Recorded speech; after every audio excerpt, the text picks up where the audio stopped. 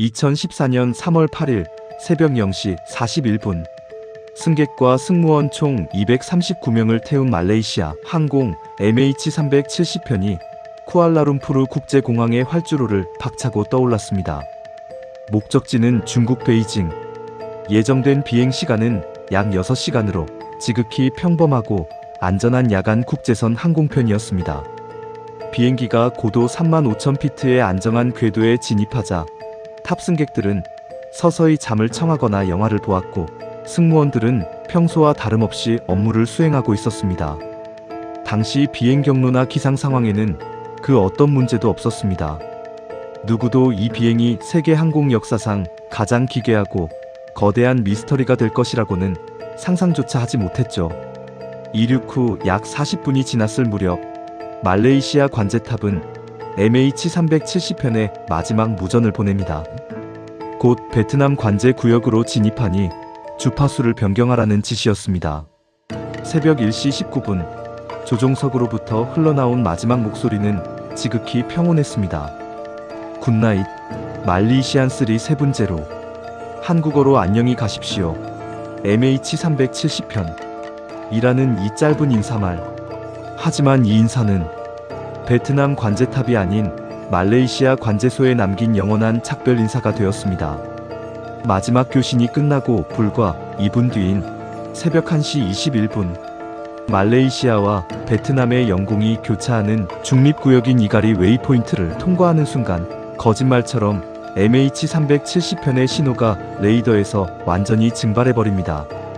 베트남 관제소는 진입해야 할 비행기가 나타나지 않자 비상이 걸렸고 말레이시아 측에 다급히 무전을 보냈지만 돌아오는 것은 지독한 침묵뿐이었습니다.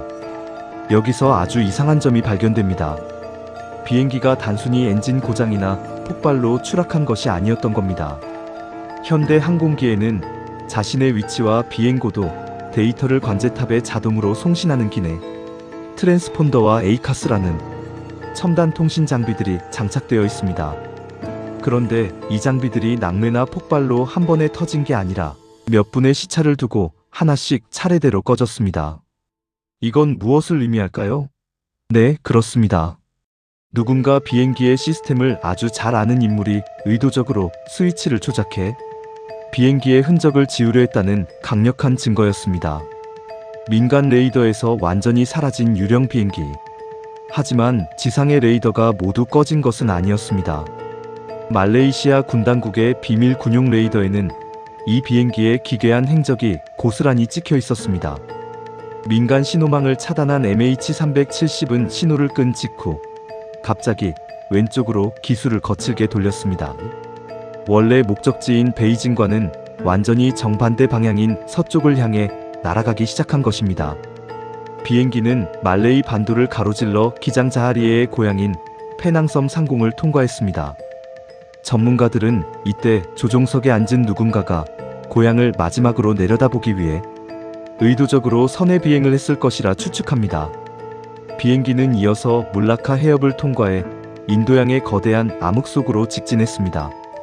군용 레이더망의 사각지대를 정확히 파고드는 이 완벽한 도주 경로. 이건 우연한 오작동이 절대 아니었습니다. 항공역학과 해당 구역의 레이더 사각지대를 완벽하게 이해하고 있는 전문가의 고도로 계산된 작전이었습니다. 레이더에서조차 사라진 비행기는 그렇게 완전히 증발한 것처럼 보였습니다. 하지만 반전이 일어납니다. 비행기의 모든 통신 장비는 꺼졌지만 엔진과 연결된 위성, 데이터 링크 장치가 지상의 위성을 향해 1시간에 한 번씩 나 아직 살아있다라는 일종의 자동 접속 신호인 핸드쉐이크 핑을 보내고 있었던 것입니다. 영국의 위성통신회사 인마셋의 데이터에 따르면 이 유령 비행기는 레이더에서 사라진 후에도 무려 7시간 동안이나 하늘을 날아다니고 있었습니다. 7시간 동안 239명의 승객들은 대체 어떤 상태였을까요? 그 거대한 여객기는 도대체 어디로 향했던 걸까요? 위성 과학자들이 남은 연료량과 도플러 효과를 이용해 데이터의 궤적을 치열하게 계산해낸 결과 충격적인 종착지가 드러났습니다. 비행기가 향한 곳은 문명 세계와는 수천 킬로미터 떨어진 지구상에서 가장 깊고 거친 바다인 남인도양 한복판이었습니다.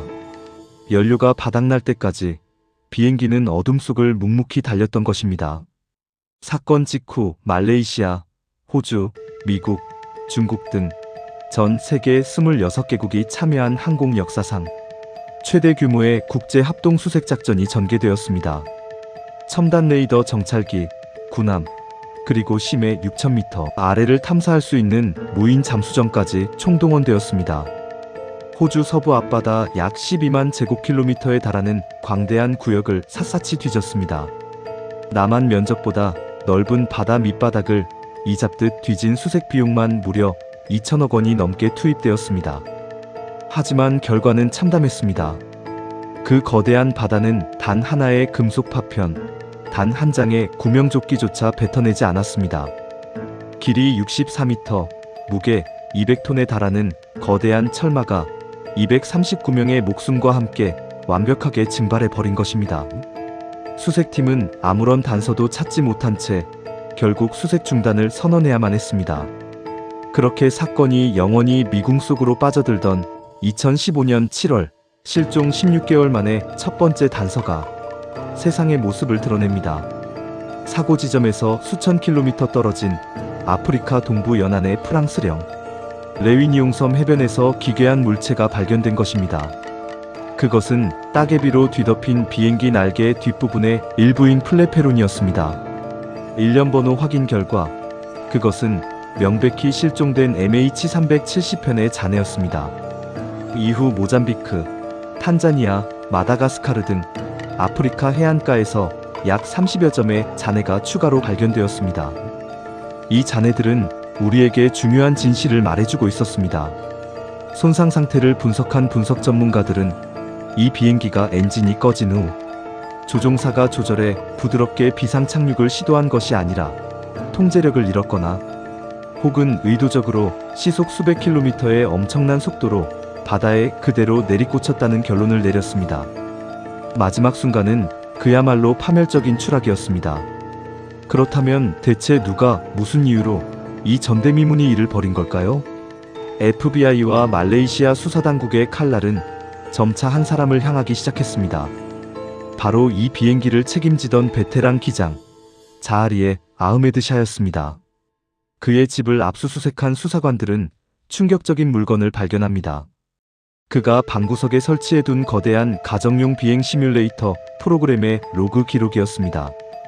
그 하드디스크 안에는 사건이 터지기 불과 몇 주 전 이번 실종 사건의 항로와 소름돋게 일치하는 인도양 남부로 향하는 모의 비행 경로를 미리 연습하고 삭제했던 흔적이 고스란히 남아있었습니다. 가장 유력하게 제기된 소름 끼치는 가설은 이렇습니다. 기장이 부기장을 어떠한 핑계로 조종석 밖으로 내보낸 뒤 문을 잠갔다는 것입니다. 그리고 조종실의 전원을 차단해 통신을 끊은 뒤 기내 기압을 급격히 떨어뜨렸습니다. 순식간에 산소가 차단된 객실의 승객들과 승무원들은 몇 분 만에 의식을 잃고 저체온증과 질식으로 사망했을 것입니다. 오직 조종석에서 개인 산소 마스크를 쓴 기장만이 홀로 살아남아 시체 가득한 유령 비행기를 몰고 아무도 찾을 수 없는 심해로 향했다는 시나리오입니다. 지독하고도 완벽한 동반 자살이자 대량 살인 계획이었던 것이죠. 하지만 이 잔인한 가설에 대해 기장의 가족들과 동료들은 강력하게 반발하고 있습니다. 그는 평소에 매우 따뜻하고 유능한 기장이었으며 자살이나 테러를 저지를 만한 그 어떠한 개인적, 정치적 징후도 없었다는 이유에서입니다. 진실이 무엇이든 간에 가장 잔인한 형벌을 받은 이들은 지상에 남겨진 유가족들입니다. 시체도 유품도 명확한 사고 원인도 알지 못한 채 10년이 넘는 세월 동안 매일 밤을 눈물로 지새우며 혹시 어딘가 살아있진 않을까 하는 잔인한 희망 고문 속에서 고통받고 있습니다. 명확한 결론이 나지 않자 전 세계 인터넷은 수많은 음모론으로 들끓었습니다. 그중 하나는 비행기가 인도양의 미국 비밀 군사기지인 디에고 가르시아 섬으로 향하다가 비밀 누설을 막으려는 군에 의해 격추당했다는 설입니다. 혹은 비행기에 탑승했던 특수화물이나 기밀 기술을 가진 중국인 엔지니어들을 납치하기 위해 모종의 국가정보기관이 비행기 시스템을 원격 제어로 해킹해 납치했다는 기상천외한 주장도 제기되었습니다. 미스터리가 길어질수록 진실을 덮으려는 음모의 그림자는 점점 더 짙어져만 갔습니다. 사건 발생 수년 후 말레이시아 정부는 수백 페이지에 달하는 최종 조사 보고서를 발표했습니다.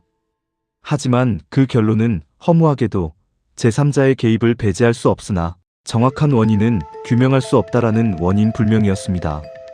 수사팀은 공식적으로 해체되었고 MH370은 인류 역사상 가장 거대하고 완벽하게 증발한 여객기라는 비극적인 타이틀을 안은 채 현대 항공사의 영구 미제 사건으로 남게 되었습니다.